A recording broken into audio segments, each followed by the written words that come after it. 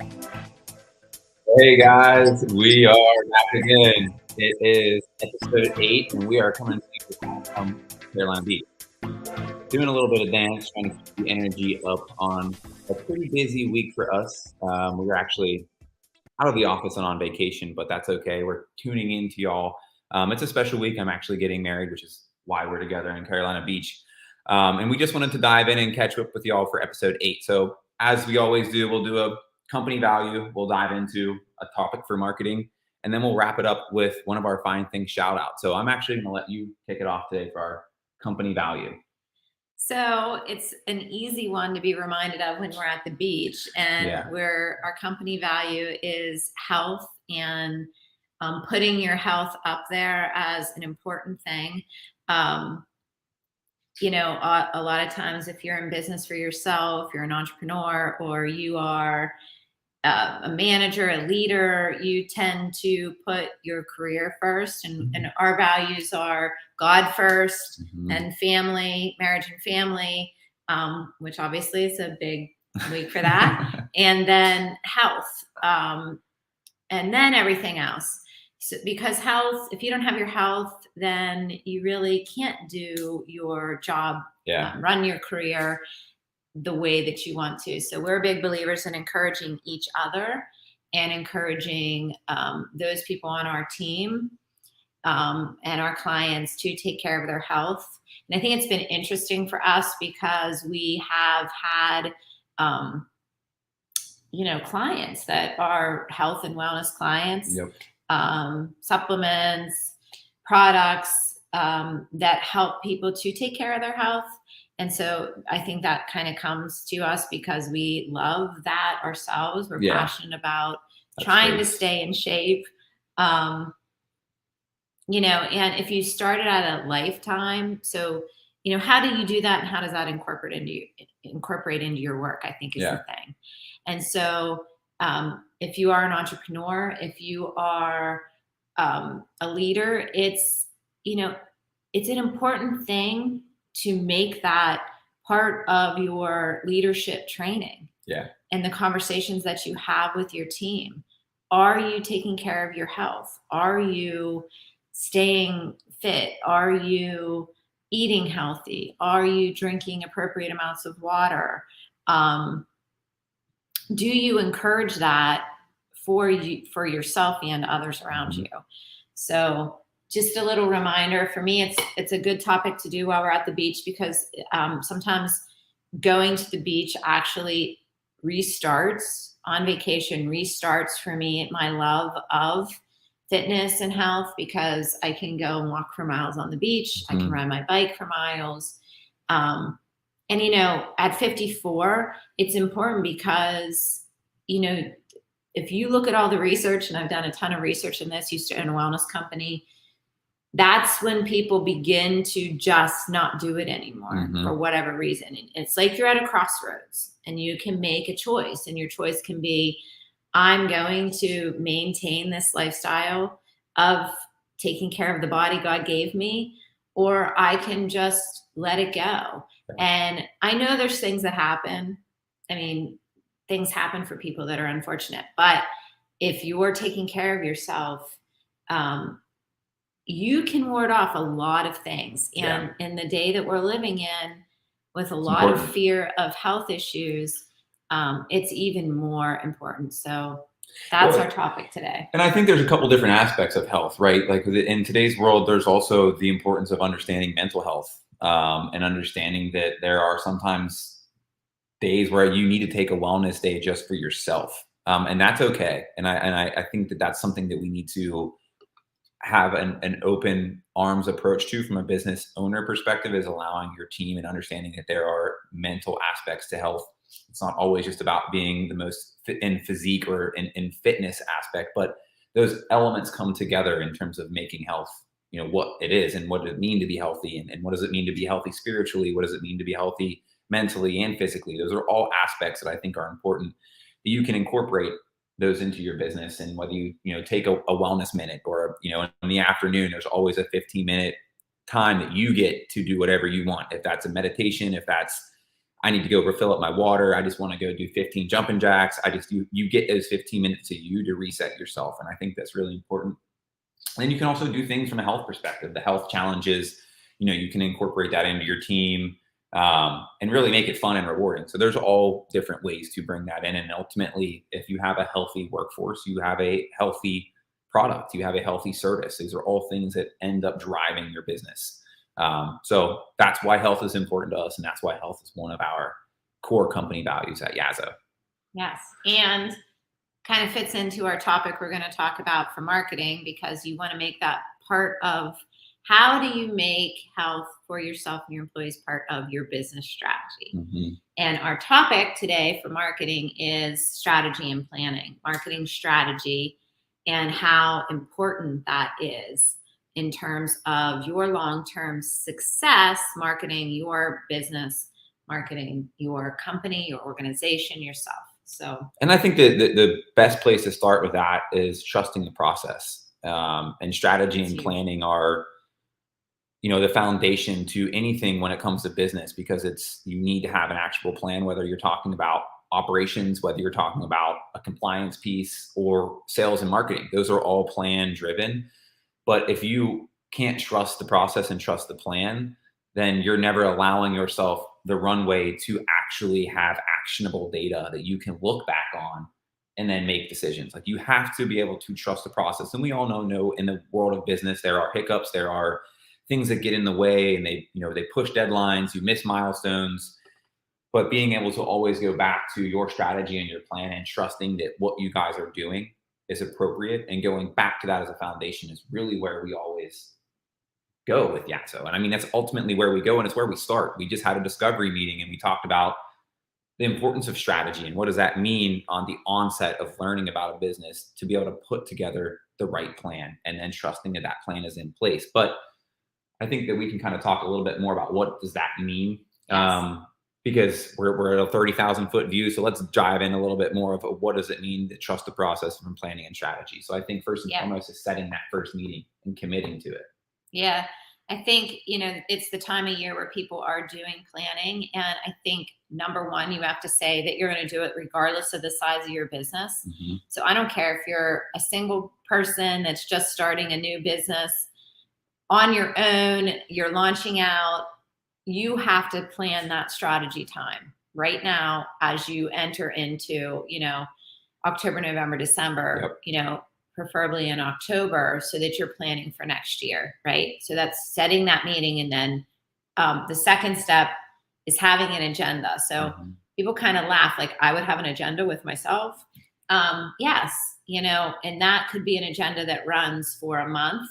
That is just a list of things you have to accomplish in that month to be part of your planning, or it's an agenda for a larger strategy meeting. Mm-hmm. And there is some planning that has to come into that, because if it's a larger strategy meeting, and even if it's for yourself, if you've been in business for more than a quarter, you want to pull your data in order to look at what your results are, even if they're short term, and how does that carry into what you're going to do next year.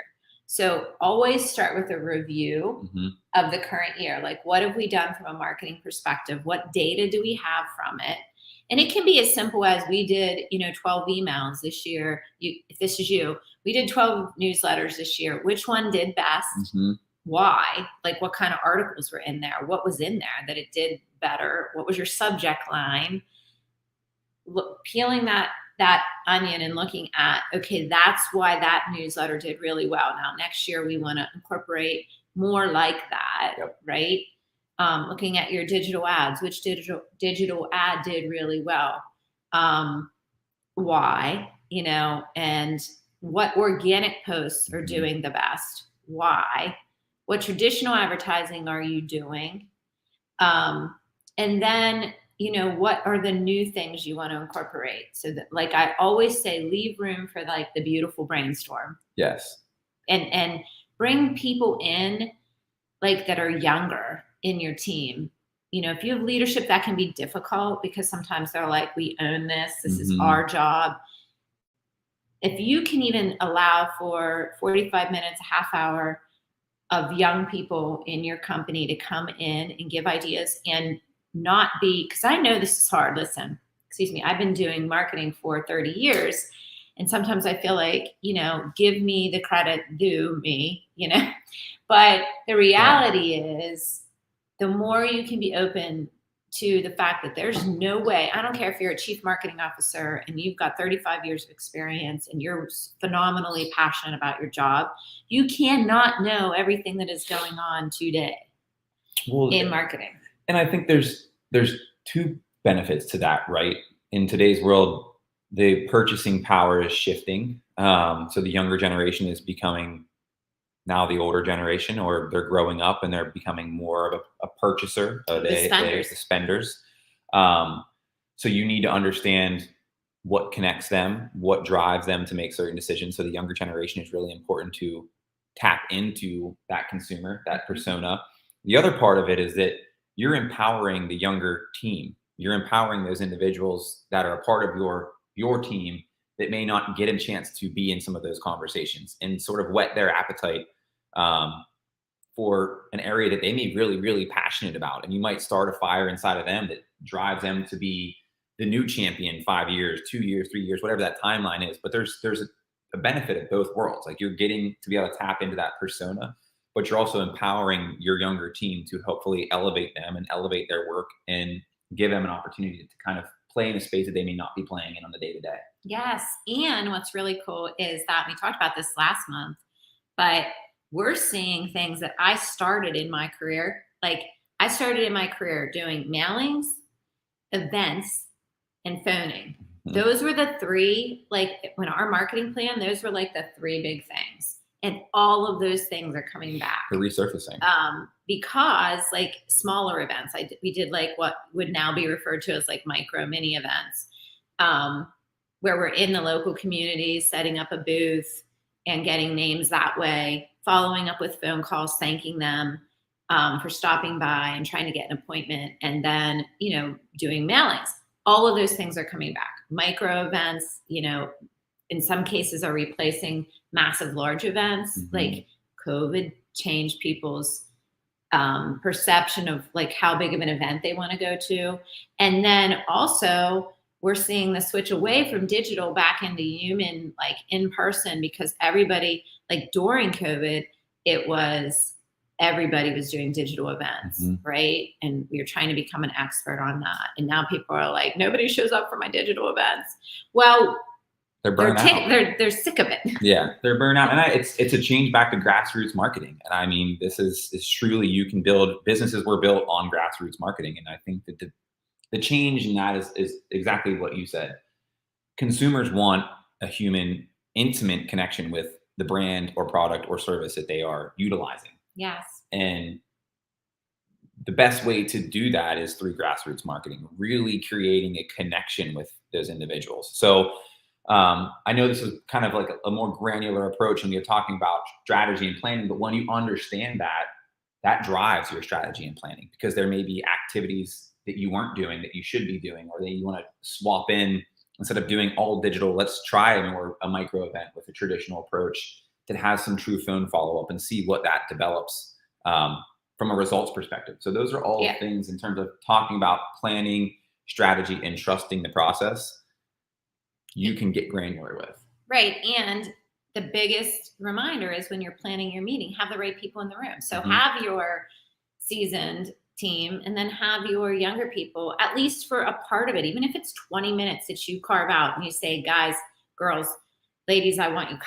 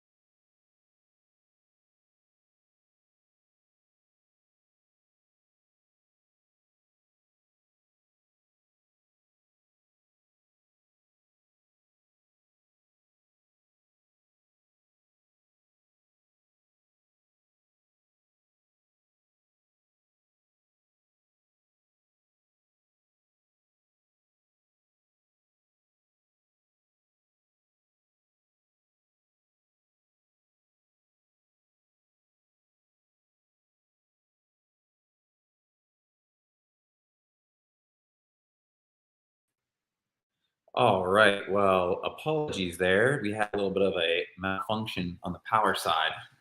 So we're trying to get back in here and pick up where we left off. I apologize again. Though we had a little bit of a break up there. So if you were tuned in, we're back. And we were talking about strategy and planning and trusting the process.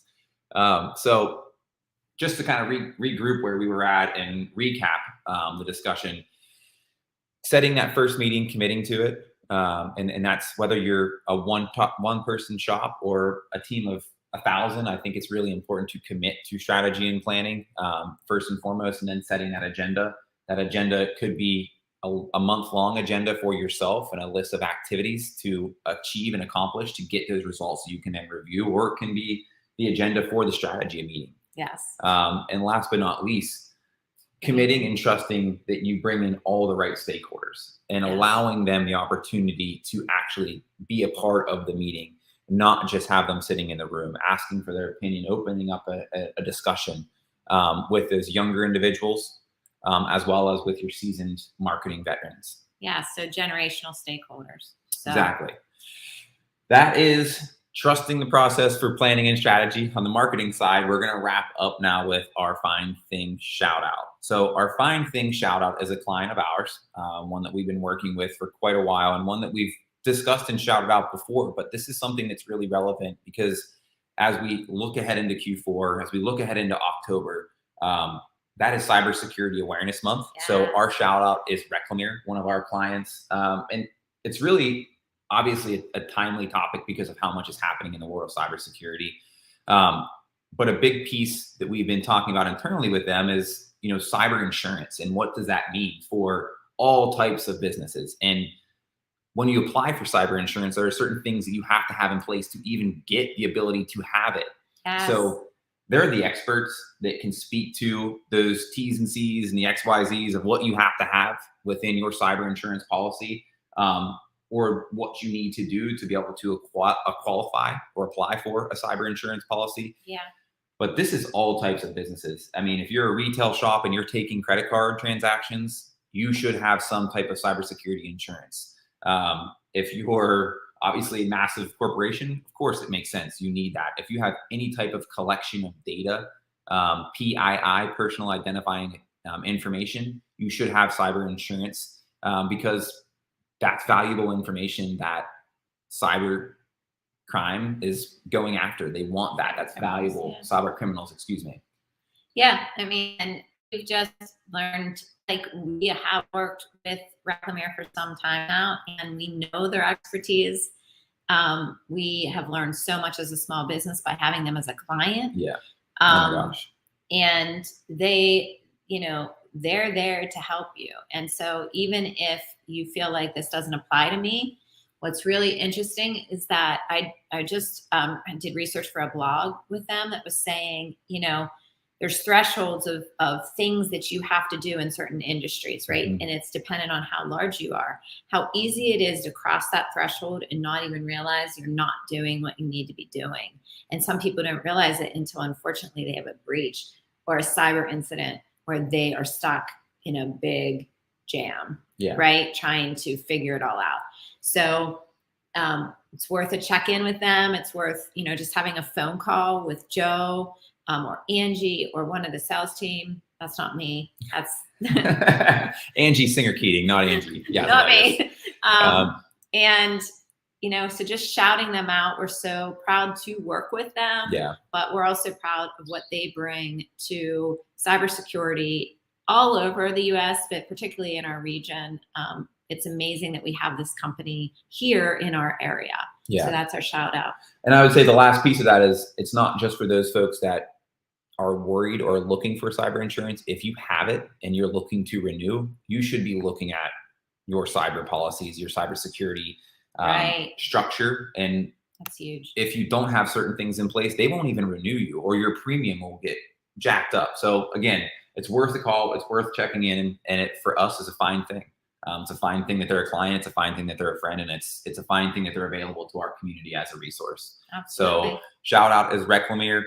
And we appreciate y'all tuning in for a rocking episode 8. We appreciate you keeping on with the technical difficulties that we had there. So thank you all. Appreciate you. And we will see you at episode 9. Later, everybody. I thought this was 9. No, this is 8. Oh. Well, there you go. Count that on the bloopers outtakes, everybody. See ya. Have a good one. Bye.